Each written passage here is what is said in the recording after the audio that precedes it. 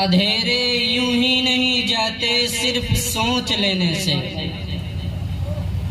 اندھیرے یوں ہی نہیں جاتے صرف سوچ لینے سے، چراغ یوں ہی نہیں جلتا جلانا پڑتا ہے۔ اللہ رب العزت نے اس صورت میں جو پیغام دیے ہیں میں اس کو بیان کرنے کی کوشش کروں گا۔ سورج والشمس وضحاها والقمر اذا تلاها والنهار اذا جلاها والليل اذا يغشاها والسماء وما بناها والارض وما طحاها ونفس وما سواها فالهمها فجورها وتقواها۔ اللہ رب العزت نے اس صورت میں مختلف چیزوں کی قسم کھائی ہے۔ قسم کھانے کی ضرورت اللہ کو نہیں ہے، لیکن بس بندے کو اعتماد میں لانے کے لیے، تاکہ بندہ سمجھے کہ کتنی وزنی بات ہو رہی ہے اور کتنی پاور کی بات ہو رہی ہے۔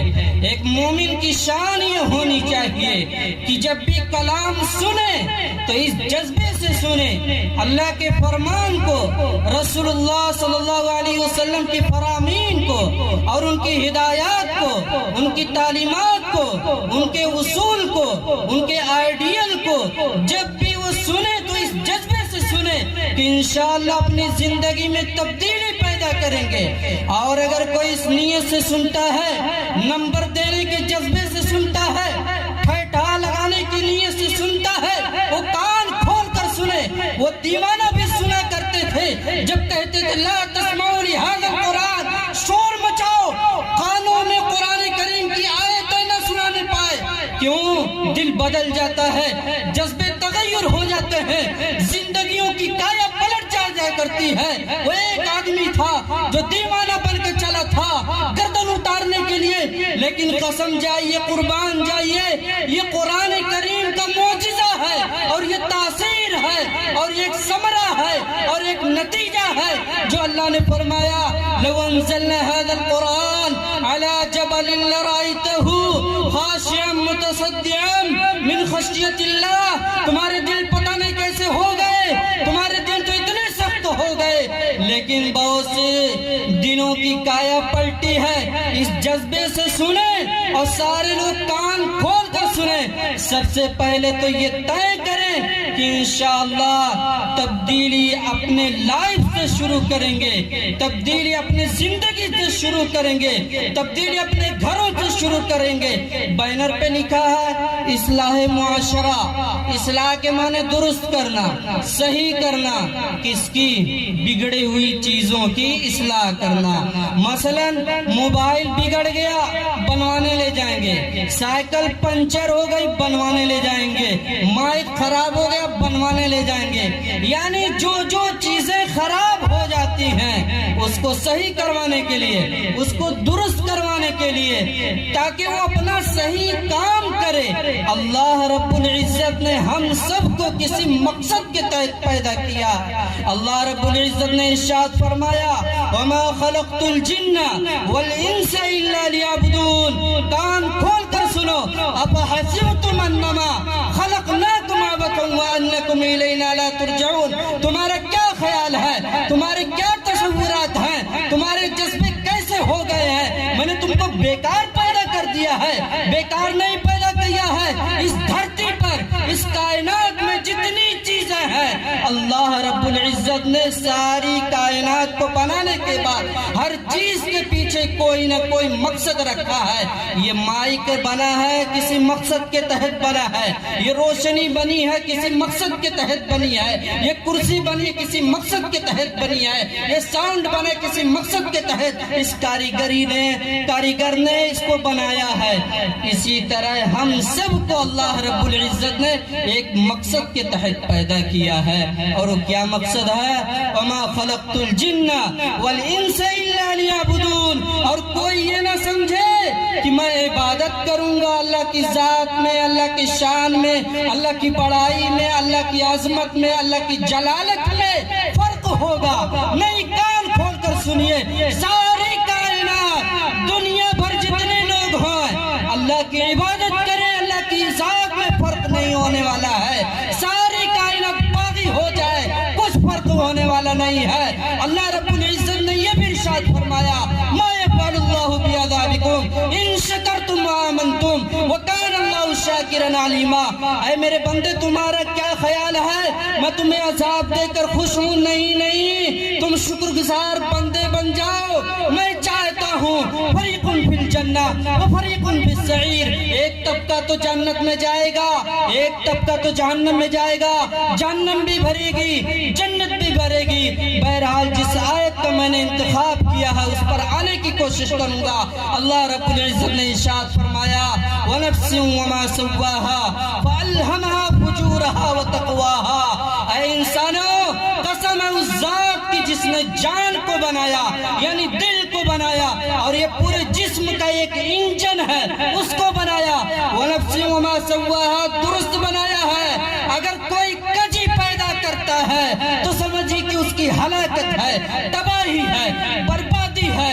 اللہ رب العزت نے آگے ارشاد فرمایا فَأَلْهَمَهَا فُجُورَهَا وَتَقْوَاهَا، میں نے اس دل میں، اس انجن میں، اس روح میں اور اس پورے انجن میں جو باڈی کا حصہ ہے اس میں دو کیفیت پیدا فرمائی ہے، ایک اچھے کی ایک برے کی، ایک تقوی کی ایک طہارت کی اور دوسری بدی کی، اچھائی کی برائی کی، للہیت کی خلوص و للہیت کی، تقوی کی پرہیزگاری کی، پارسائی کی۔ اللہ رب العزت نے ہم سب کے دلوں میں یہ ودیت فرمایا ہے۔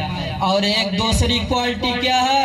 فجورہا، فجورہا، اس میں برائی بھی ہے، خرابی بھی ہے، کینہ بھی ہے، حسد بھی ہے، بغض بھی ہے، ایک دوسرے کے حقوق دبانا بھی ہے، ایک دوسرے پر ظلم و زیادتی کرنا بھی ہے۔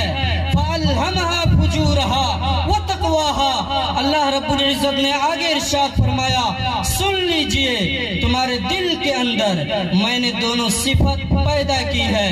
کون سی صفت؟ یعنی ایک اچھائی کی اور ایک برائی کی۔ اس صورت پر جب غور کریں گے اللہ رب العزت نے ایک دوسرے کی ضد، ایک دوسرے کے اپوزٹ، ایک دوسرے کے مد مقابل میں سارے الفاظ لائے ہیں۔ والشمس وضحاها والقمر اذا تلاها والنهار اذا جلاها والليل اذا يغشاها والسماء وما بناها والارض وما طحاها ونفس وما سواها فألهمها فجورها۔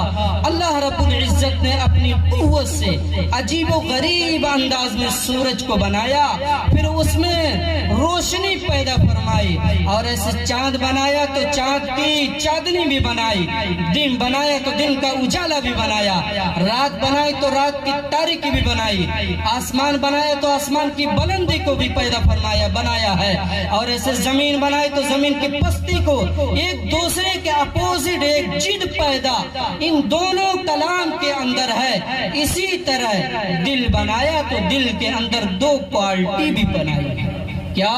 فَأَلْهَمَهَا فُجُورَهَا وَتَقْوَاهَا، اچھائی کی بھی صفت اس میں ہے، برائی کی بھی صفت اس میں ہے، بھلائی اور کامیابی جو ملے گی اللہ نے آگے بیان فرمایا قَدْ أَفْلَحَ مَنْ زَكَّاهَا۔ ایک انسان دو راستے پر کھڑا، دو راستے پر کھڑا ہے، جس راستے کا انتخاب کرے گا، جس راستے کو وہ چنے گا، جس آپشن کو اپنے زندگی میں لائے گا، اسی اعتبار سے اس کو منزل بھی ملنے والی ہے۔